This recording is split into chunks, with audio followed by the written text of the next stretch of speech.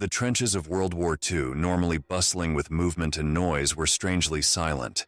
The ceasefire had brought an eerie calm, casting a hush over the soldiers who had become accustomed to the cacophony of war. The oppressive weight of the atmosphere pressed on Jeremiah, a newly transferred soldier. As he looked around, he could see his comrades, men tired from the constant battle, their faces smeared with mud, blood, and sweat, struggling to find solace in this unexpected silence. The earth beneath their feet was a spongy mix of mud, blood, and water, a testament to the endless drizzle that blurred the passage of time. Every footstep squelched, every movement became a deliberate act to avoid getting stuck. The smell of wet soil combined with the stinging scent of gunpowder, creating a distinct aroma that clung to the very air they breathed. This was a smell Jeremiah knew all too well, a smell that reminded soldiers of the price they paid for every inch of land they fought over. Above, the gray sky was a canvas of despair with clouds so thick and heavy that they seemed to touch the ground. The drizzle was unrelenting, a fine mist that dampened everything it touched, turning uniforms into sodden cloths and rifles into slippery rods. The water droplets collected on the barbed wire that lined the top of the trenches, making them glisten eerily under whatever light managed to penetrate the dense cloud cover. But it was the fog that was most unsettling. Starting as a thin veil in the distance, it had grown thicker and more pervasive, creeping steadily towards the trenches.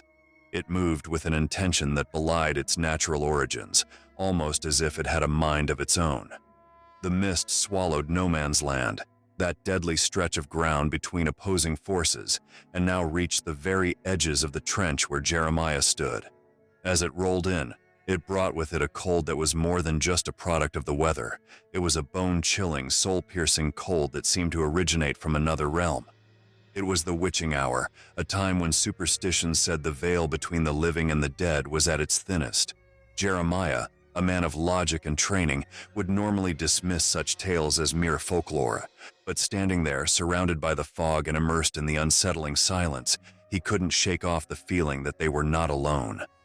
Every shadow seemed to shift on its own, every whisper of the wind carried with it the hint of a voice, and every glance over the parapet into the fog-covered no-man's land revealed nothing but an abyss of uncertainty. The other soldiers felt it too. They huddled together, seeking warmth not just from the cold, but from the palpable fear that gripped them. Hushed conversations filled with speculation and whispered prayers added to the ambiance. Some clutched onto amulets and trinkets, desperate for any protection they could get, while others simply stared into the distance, their eyes reflecting a terror they dared not voice. Jeremiah's sharp eyes, which had earned him the nickname Hawkeye, scanned the surroundings, always alert, always watchful. He had been through countless battles and had faced many adversaries. But this was different. This was an enemy he couldn't see, couldn't touch, and couldn't fight with bullets and bayonets. He felt the weight of the insignia on his uniform, a symbol of his special forces training.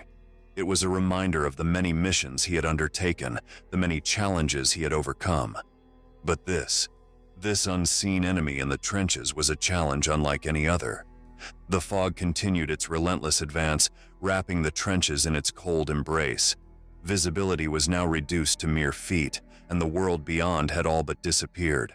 All that remained was the oppressive silence, the chilling cold, and the growing sense of dread. As the fog thickened and the hour wore on, the boundaries between reality and the supernatural seemed to blur. The trenches, once a symbol of human conflict, now became a battleground for forces beyond comprehension. And in that liminal space between night and day, between the living and the dead, Jeremiah and his comrades braced themselves for the unseen enemy that lurked in the fog. The respite of the ceasefire could not dull the sharpness in Jeremiah Hawkeye Washington's gaze. It was as if his eyes were crafted for the singular purpose of discerning truth from lies, reality from illusion, life from death.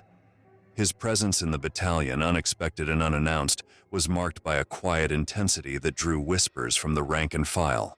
They spoke of his special forces insignia with a mix of reverence and curiosity, pondering the storied past that must accompany such a man. Jeremiah's transition to this battalion was not a matter of choice but of circumstance. A reconnaissance mission had gone sour, his team ambushed, resulting in a harrowing escape that left him the sole survivor. The experience had etched itself onto him, the lines on his face a map of the arduous journey that had led him here, to these trenches, where the enemy was not just the one you could shoot, but the one that crept into the psyche, under the cover of fog and ceasefire silence. His hands, calloused and steady, had the deftness of a surgeon's, a stark contrast to the brutality they had been forced to wield. They rested on the rifle with familiarity and ease, an extension of his will. Yet there was a softness to his touch, a reminder of a time when violence was not the currency of survival. It was a duality that defined him, a warrior poet whose verses were composed in the language of strategic combat and silent takedowns. The men around him carried tales of his exploits like folklore, whispering stories of the sharpshooter who could see the whites of an enemy's eyes where others saw only shadows. They spoke of his ability to navigate treacherous terrains as if he was one with the earth itself, and of his uncanny knack for sensing ambushes before they sprung. But Jeremiah, ever the enigma, offered no confirmation nor denial to these claims. He remained a silent sentinel, watching, waiting. His first night in the new battalion was spent with his back against the cold, damp earth of the trench, his eyes scanning the opaque barrier the fog presented. He took in the shivering forms of his new comrades, their faces etched with the fatigue of war. They did not yet trust him, an outsider with skills and a past that were both boon and mystery. Jeremiah understood their wariness. Trust was a luxury ill afforded in the theater of war. As the witching hour approached and the fog seemed to close in even tighter, a palpable tension wound itself around the soldiers' hearts. Jeremiah's awareness heightened, each sense sharpened to a fine point. He could feel the subtle shift in the air, the slight change in the earth's breath, and he knew, despite all logic, they were not alone. His mind replayed the mission that had led him here. It was meant to be routine, gather intel on enemy positions, report back. But the enemy was not always one that wore a different uniform. Nature herself had turned hostile. A storm had erupted without warning, scattering his team and leaving them at the mercy of the tempest. They had been separated, and one by one, his team's signals had gone silent. Only Jeremiah, with his preternatural sense of direction and survival, had made it back, bearing the heavy burden of loss. He had been reassigned almost immediately, his superior's words a blur of condolences and commands. The battalion needed his skills, they said. The front was changing, and someone of his caliber could tip the scales. Jeremiah had simply nodded, his heart a locked vault of mourning, his focus redirected to the living, to the men who now depended on him for an edge against the enemy. In this trench, the boundaries between past and present blurred, and Jeremiah found his thoughts wandering to days before the war. Days filled with the laughter of his younger siblings, the warmth of his mother's embrace, the stern pride in his father's eyes. War had taken that world away, leaving in its wake a man who knew too much of death and too little of peace. As the ceasefire held and the night dragged on, Jeremiah became the unspoken guardian of his battalion. His sharp eyes pierced through the fog's deception, his ears attuned to the whispers of the wind, his instincts alert for any sign of the unseen adversary that seemed to lurk just beyond sight. The soldiers took solace in his vigilance, finding in his silent strength a reason to hope. The first light of dawn was still hours away, and in that darkness Jeremiah Hawkeye Washington stood resolute, a sentinel between his men and the unseen dangers of the night. The trenches might have been a symbol of the war's stalemate, but to Jeremiah, they were now a stage for a different kind of battle, a battle against the unseen, the unknown, the unspoken fears that the fog carried in its suffocating embrace. The dawn was a reluctant witness, its light meager and subdued as Jeremiah patrolled the periphery of the trench. The others had settled into an uneasy slumber, the kind that never quite freed the mind from the vigilance of survival. It was during this solitary walk that he stumbled upon a remnant of the past, a whisper of a soldier whose voice had been silenced by war. Nestled against the trench wall, partly buried in the mire, was a leather-bound journal, its edges worn, the leather cracked and stained by the elements. Beside it lay an amulet, its metal dull and tarnished, yet the symbols inscribed upon it seemed to dance and shift under Jeremiah's gaze, eluding comprehension. He knelt, his fingers brushing against the items with reverence. They were sacred in their way, artifacts of a life extinguished, a story unfinished.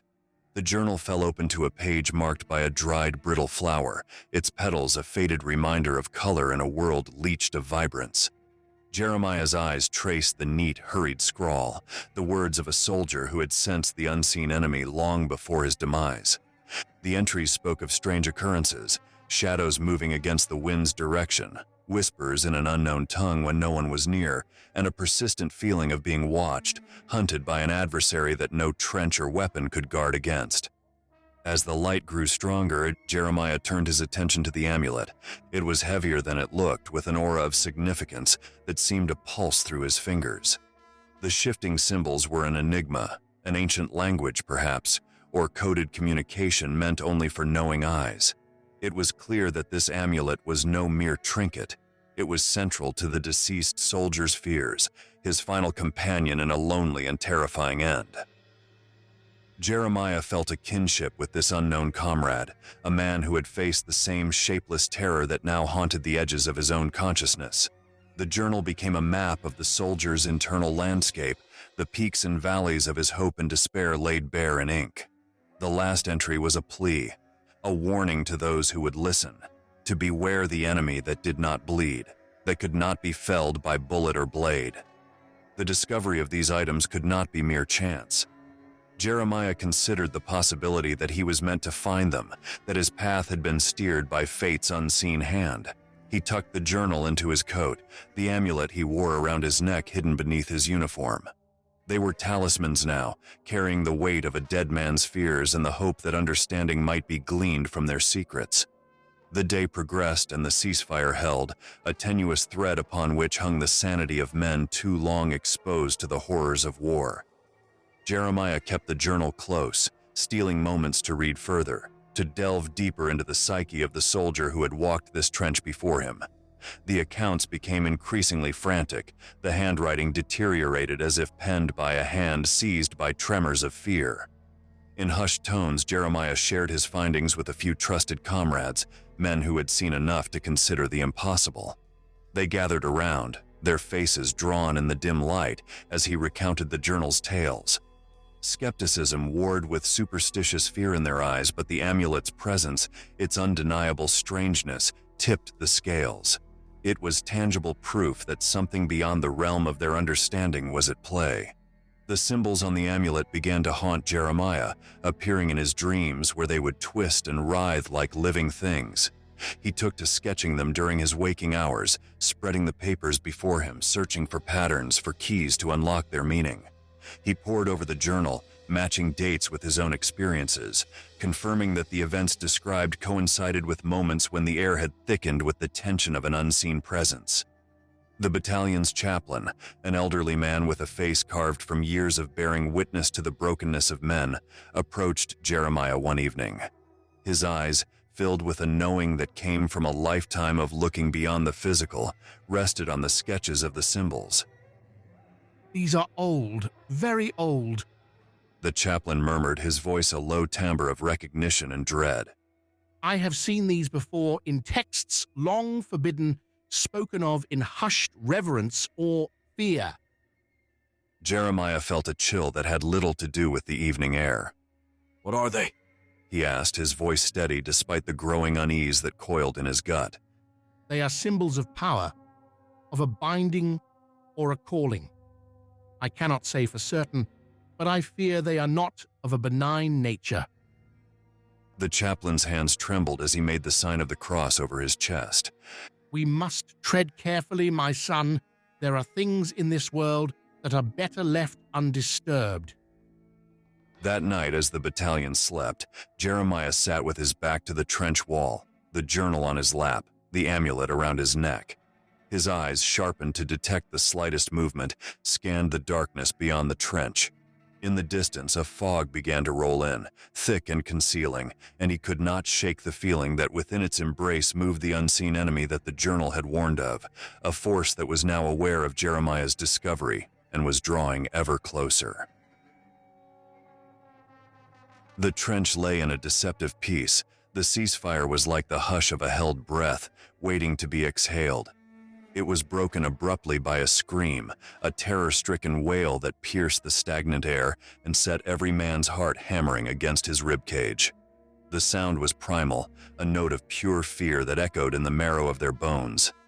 Jeremiah was on his feet before the last echo faded, his hand instinctively reaching for the weapon he'd become all too familiar with.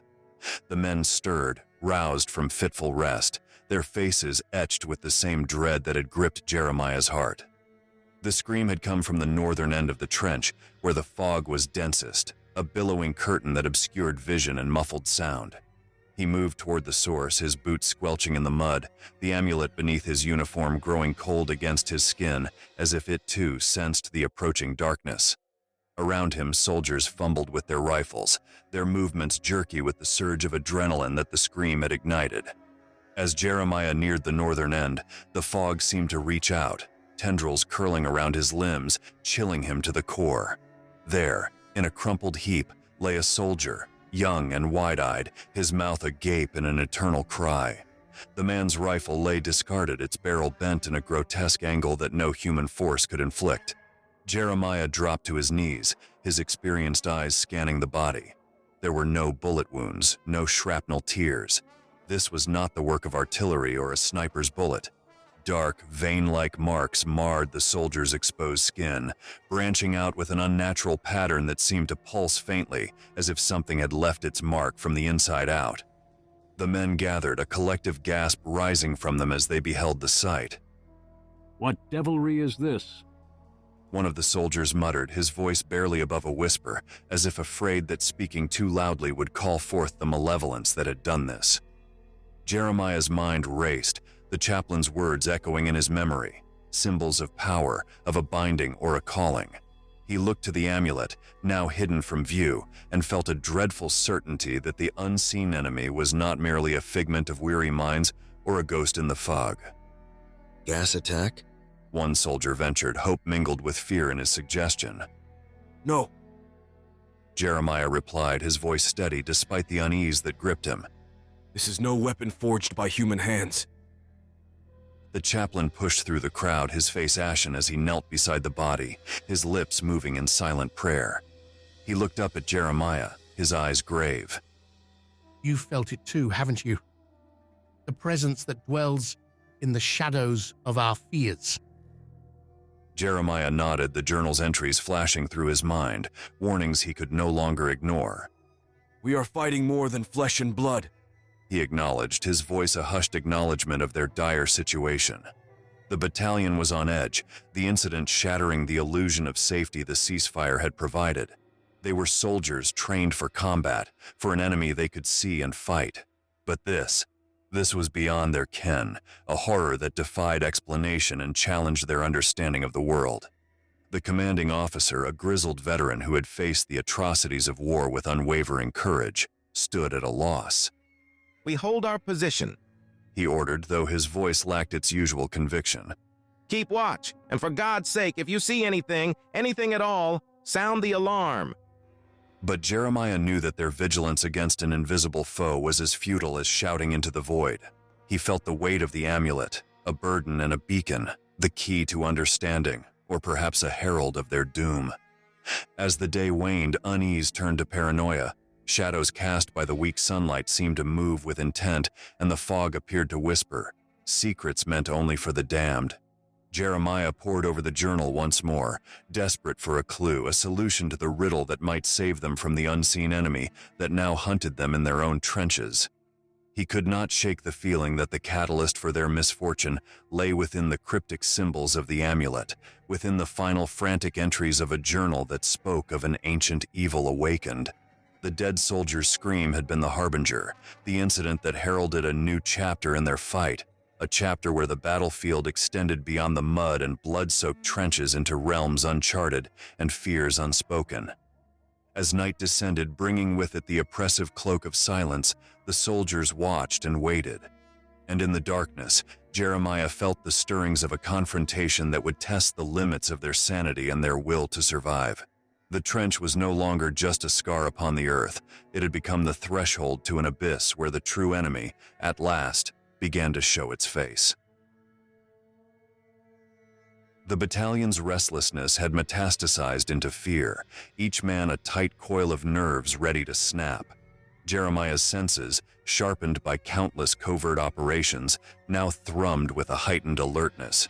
He could feel the pervasive dread that the enemy, this unseen force, had sown amongst the men, a psychological warfare far more insidious than any propaganda. He began his investigation under the pall of twilight, the sky bleeding the last of its light into the murky trenches. The journal, with its cryptic entries, was now his compass in a world turned upside down. Each page turned was a step deeper into the labyrinth of shadows that had settled over their reality. As he retraced the steps of the deceased soldier whose journal he now possessed, Jeremiah noted the signs: personal effects strewn without care, a photograph of a loved one trampled into the mire, and then the whispers, faint murmurs that seemed to slither from the very earth beneath his feet. His path led him away from the trenches towards no man's land, where the ground was scarred by the ravages of war. Here the fog was a constant companion, its tendrils licking at his boots as if guiding him forward. The amulet around his neck pulsed with a rhythm that matched his own heartbeat, a silent drum heralding his journey into the unknown. Suddenly, the air shifted, the fog swirling into forms that were almost human, reaching out with wispy fingers before dissipating into the chill air. Jeremiah's hand hovered over his sidearm, but he knew that bullets would offer no solace against this adversary. The presence was palpable, a heavy weight on his chest that made it hard to breathe. It was as if the very essence of the fog was alive, animated by a malevolent will. He spun around, trying to catch a glimpse of his pursuer, but found nothing but the shifting veils of mist. His breaths became visible puffs in the cold air as he quickened his pace, the journal's pages fluttering in his mind, echoing its secrets. He was being led, or perhaps herded, towards an area where the ground was littered with the detritus of battle, shells, broken weaponry, and the remains of soldiers too unfortunate to find their way home. The presence grew stronger, more oppressive, as if the very souls of the fallen were being harnessed by this entity. Jeremiah could feel it probing at his mind, a whisper that sought to unravel his sanity. He resisted, pushing back against the tide of despair with a mental fortitude forged in the fires of combat. An ethereal glow caught his eye, a pulsating light that beckoned him towards a shell crater. As he approached, the light coalesced into a clearer form, a spectral figure that hovered above the ground, its features blurred but its intent unmistakably sinister. Jeremiah's hand found the amulet, clutching it as if it were a talisman that could ward off the specter. The figure seemed to recognize the gesture, its form fluctuating wildly as though agitated by the amulet's presence. You do not belong here. Jeremiah addressed the apparition, his voice a steady challenge to the swirling mists. What do you want with us? The figure did not speak in words, but its anger was a palpable force, a storm that raged against the calm that Jeremiah tried to maintain. He understood then that this entity was ancient, a being that fed on the chaos and suffering of the battlefield, and it had marked his battalion as its next feast. The spectral form lunged, and Jeremiah found himself in a surreal chase, darting through the labyrinthine trenches, the apparition always a whisper away. He ducked low-hanging beams, scrambled over collapsed sandbags, and avoided the grasping hands of the fog that seemed intent on slowing his escape. He could hear the battalion's alarm, the sounds of men roused to action by his flight. The chase was leading him back towards them, towards the relative safety of numbers. But as he emerged from the fog, panting and soaked through with a cold that had little to do with the weather, he knew that the confrontation was far from over. The soldiers looked to him, eyes wide with a mix of fear and the need for leadership. Jeremiah stood before them, the amulet now exposed, glowing with a light that mirrored the eerie luminescence of the entity that pursued him. We are marked, he declared, the truth heavy on his tongue. but we are not beaten. This enemy hides in the shadows of our own fears. We must stand together, as soldiers, as brothers, and face this unseen menace. The men rallied to his call, forming a perimeter, their eyes scanning the encroaching fog for a sign of the enemy. Jeremiah knew the true battle was just beginning, a fight not just for their lives, but for their very souls against an enemy that had haunted battlefields since time immemorial.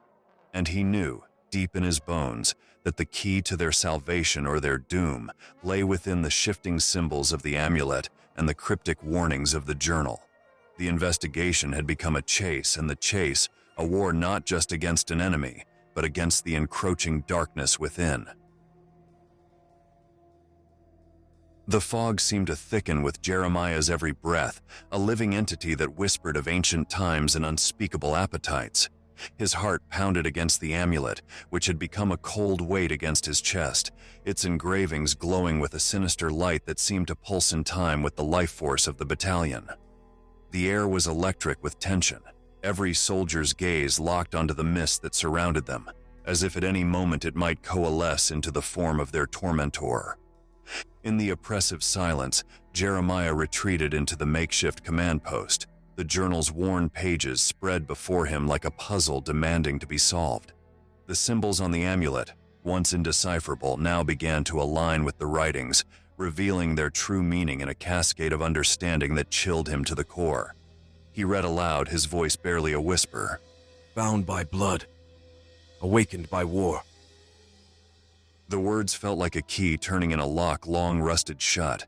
The amulet, he realized, was not just a relic, it was a conduit, a tether to an ancient entity that fed on the despair and chaos of humanity's own making. The deaths of soldiers, the destruction wrought by the war, it had all been a feast for this being. Each life snuffed out was a thread woven into a tapestry of suffering that stretched back through the ages. This entity was a collector of sorrows, a being that thrived in the shadow of mankind's darkest impulses. Jeremiah's thoughts were a whirlwind, piecing together the fragments of history contained within the journal. The soldier who had carried these items had known the truth and had paid with his life for that knowledge. He had tried to send a warning scrawled in frantic script on the last page of the journal. It seeks the bearer of the amulet, the heart of the storm. A chill ran down Jeremiah's spine as he looked at the amulet. He was the bearer now, the eye of a hurricane of supernatural force that sought to engulf them all in its maw. The twist of fate was cruel. The amulet that he had thought might be a weapon against this unseen enemy was, in fact, a beacon that drew it ever closer. He emerged from the command post, the realization heavy in his eyes. The men could see it, the shift in his demeanor, and they waited for him to speak the words that would confirm their own dawning horror. This war, we are but pawns in a game far older and more sinister than any of us could have imagined. Jeremiah began, his voice carrying the weight of untold ages. The enemy we face is not one of flesh and blood, but one that feeds on the very essence of our strife. The soldiers exchanged glances, their belief in the natural order of things eroding with each word. They had seen enough to know that the usual rules of engagement did not apply here. We must break this cycle, Jeremiah continued. The amulet, this entity, it is all connected. Our pain, our fear, it gives it strength. We must starve it, deprive it of the chaos it craves. A murmur of agreement rose from the men, a shared resolve to face this new adversary. But the path to such a victory was shrouded in as much mystery as the fog that enveloped them. The air suddenly crackled with power, and a low hum resonated through the ground. The entity was close, drawn to the amulet's call. In a desperate gambit, Jeremiah tore the amulet from his neck and held it aloft. Show yourself!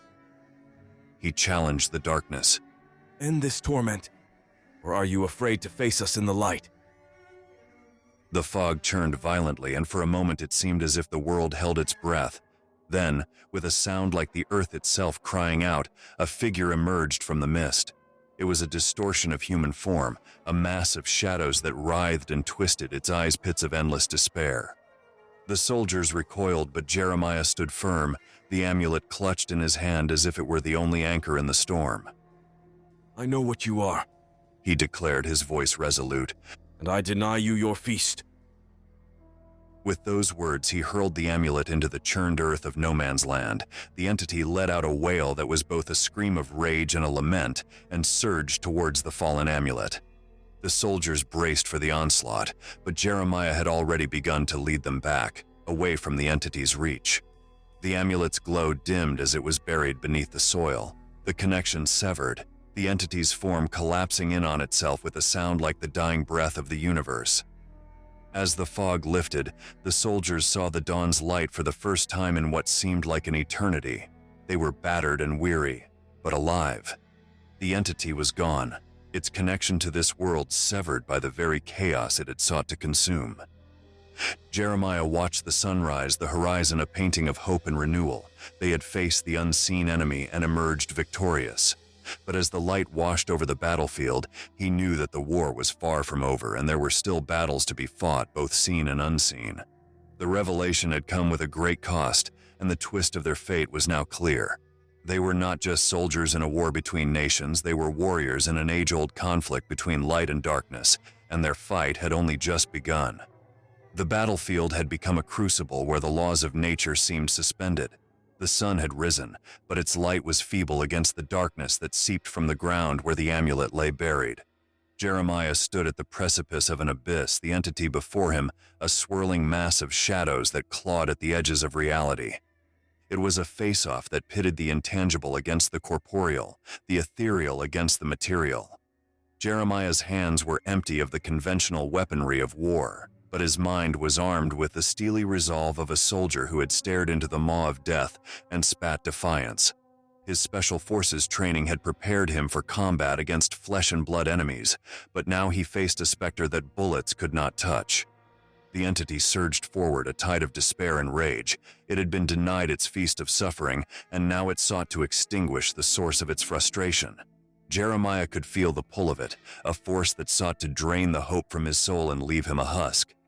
But he was not unprepared. The journal had spoken of the entity's need for despair, for the dark emotions that war bred in abundance. It had thrived in the trenches, unseen but not unfelt, a puppeteer of pain. But Jeremiah had learned something crucial from the journal. The entity was a mirror that reflected the darkness it was fed. With a war cry that echoed across the desolate expanse, Jeremiah charged, not at the entity, but at the space beside it, where the air seemed thickest. He remembered the words scrawled in desperation. In reflection, it finds strength. In defiance, it shall find its demise. His movements were a dance of desperation, a choreography of combat that was both futile and necessary. Jeremiah's strikes passed through the entity, but with each swing he projected not fear or despair, but a relentless determination. He remembered the faces of his fallen comrades, the laughter in the barracks, the love of those waiting at home, and the future that they were all fighting to secure. The entity recoiled as if struck. It was as though Jeremiah's refusal to succumb to fear was a weapon more potent than any artillery. The air shimmered with the intensity of his will, the battlefield a stage where the drama of humanity's resilience was played out. Jeremiah's voice boomed over the din of the entity's wailing, reciting the names of his brothers in arms, invoking their memory not as a litany of loss, but as a testament to their enduring spirit. With each name, the entity seemed to shrink, its form becoming less defined, as if his words were eroding its very essence. It was then that the soldiers watching from a distance began to understand and joined in the call, their voices uniting in a chorus of defiance. The entity, which had fed on the division and isolation of men, found no purchase in the solidarity of soldiers bound by a common cause. The air began to vibrate with the power of their collective will, and light started to pierce the entity's armor of shadow. The sun, which had struggled to assert its presence, now found its rays amplified, a spotlight on the theater of war. Jeremiah did not relent, his voice rising above the cacophony. We are more than the sum of our fears, more than the pain we've endured. We are the hope that persists, the courage that fights on. And with those words, a shockwave rippled across the field. The entity let out a sound that was a melding of every scream it had ever absorbed, a dissonant symphony of its own unmaking. It began to unravel, the darkness dissipating into motes of light that ascended towards the sky. As the entity vanished, the weight that had oppressed the hearts of the men lifted. They felt a release, as if a veil had been torn from their eyes, allowing them to see the world and each other in a light unclouded by the fog of war. Jeremiah stood in the center of the clearing, his breaths heavy, his body a map of exhaustion. But his eyes were clear and his spirit unbroken. He had faced the unfaceable and had emerged victorious, not through the strength of arms but through the indomitable will of the human spirit. The climax of the battle was not marked by the silence of a ceasefire, but by the resounding affirmation of life. The soldiers gathered around Jeremiah, their hands clasping his, their voices joining in a song that spoke of home, of peace, of an end to the darkness that had consumed so much. The entity had been vanquished not by the sword, but by the shield of unity that the soldiers had formed. They had confronted the intangible enemy with the most tangible thing of all, their shared humanity. As they looked to the horizon where the sun now reigned supreme, they knew that this victory was more than a turning point in the war. It was a declaration that even in the face of the unseen, the spirit of humanity would always find a way to shine through the gloom. The battlefield, once a place of unseen terror, had become hallowed ground, a testament to the power of hope and the unyielding courage of those who dare to stand against the darkness. The dust settled over the scarred earth, and the silence that followed the entity's dissolution was profound. Jeremiah stood, a solitary figure against the backdrop of a reawakening world. His chest heaved with the effort of breathing, not just the physical act, but the emotional labor of realizing what had just transpired. He had traversed the shadowy valleys of fear and emerged not unscathed, but undefeated. The men around him were a mosaic of emotions, their faces etched with relief, wonder, and an introspective contemplation of their mortality. They approached Jeremiah, their movements hesitant yet purposeful, as if drawn to the epicenter of their deliverance. Their hands reached out not in need but in gratitude, touching his shoulder, his back, a silent acknowledgement of his role in their salvation. Jeremiah's senses were acutely aware of their presence, the warmth of their hands, the earthy smell of their fatigues, the sound of their breathing, a symphony of life. He felt an unspoken bond, the kind that is forged in the crucible of shared trials, unbreakable and eternal. Yet within the depths of Jeremiah's mind, the battle raged on. He could still see the amulet's symbols, swirling before his eyes, a stark reminder that there were depths to this world that remained uncharted, forces that dwelt beyond the ken of human understanding. The entity might have been expelled, but the door it had emerged from was still ajar. The battalion gathered their wits and weapons, preparing to rejoin the war that awaited them, a war of flesh and blood. But Jeremiah's war had taken a different turn. He had glimpsed the undercurrents that pulsed beneath the surface of reality, the dark threads that wove through the tapestry of human existence. In the days that followed, the battalion whispered tales of the entity, how it had been vanquished by their very own Hawkeye. They spoke of the amulet and the journal, how they had been the keys to understanding and defeating the darkness. The items themselves had been buried deep beneath a mound of earth that would bear no marker, their secrets interred with them. Jeremiah's psyche bore the imprint of those otherworldly symbols, an indelible reminder of the encounter. They haunted his dreams, a cryptic language that whispered of other entities, other battles that might await beyond the veil. The experience had changed him, expanded his perspective. He had always been a man of detail, of observation. Now, he observed not just the physical space, but the spaces in between. The battalion's medic, aware of the toll such an encounter could take, kept a watchful eye on Jeremiah. There were consultations, conversations that treaded the fine line between debriefing and counseling. Jeremiah participated, his responses measured, his demeanor calm. Yet everyone knew that there were wounds that time and words could never heal. As peace returned to the world, the men who had fought and survived found themselves adrift in a sea of relief and rebuilding. Jeremiah, too, found himself at loose ends. The clarity of purpose that had defined his existence was now muddied by the knowledge of the unseen. He wandered the waking world, a sentinel ever vigilant for signs of the shadows he had once fought. The insignia on his uniform, which had once spoken of past glories, now whispered of a future vigil. For Jeremiah knew that the entity was but one of many, its expulsion a temporary reprieve in an eternal struggle. The symbols of the amulet, though buried, were etched in the annals of his memory, a cipher that he would spend a lifetime attempting to decode. He pored over old texts, consulted with scholars of the arcane, and kept his ear to the ground for whispers of the otherworldly. The battalion watched him, their respect mingled with a tinge of sadness. They saw the distance in his gaze, the preoccupation with threats they could not perceive. They wished him peace, even as they knew that for such as Jeremiah, peace was an elusive quarry. Years passed and the world spun on, the scars of the war fading into the landscape, a chapter in history books. But for Jeremiah, the war had merely changed fronts. He became a guardian of sorts, a watcher on the wall that separated the seen from the unseen. The resolution of Jeremiah's tale was not found in parades or medals, but in the silent acknowledgement that there were battles still to be fought, enemies to be faced that wore no flag, bore no arms, but threatened the very fabric of reality. His vigil was a lonely one, but it was chosen. He walked the world with eyes wide open, the symbols of the amulet a personal talisman that both haunted and guided him. They suggested a world teeming with unseen dangers, yes, but also one that held unseen wonders. And so Jeremiah Hawkeye Washington, the soldier who had faced the entity beyond the trenches, became a legend whispered in the halls of the clandestine and the sacred.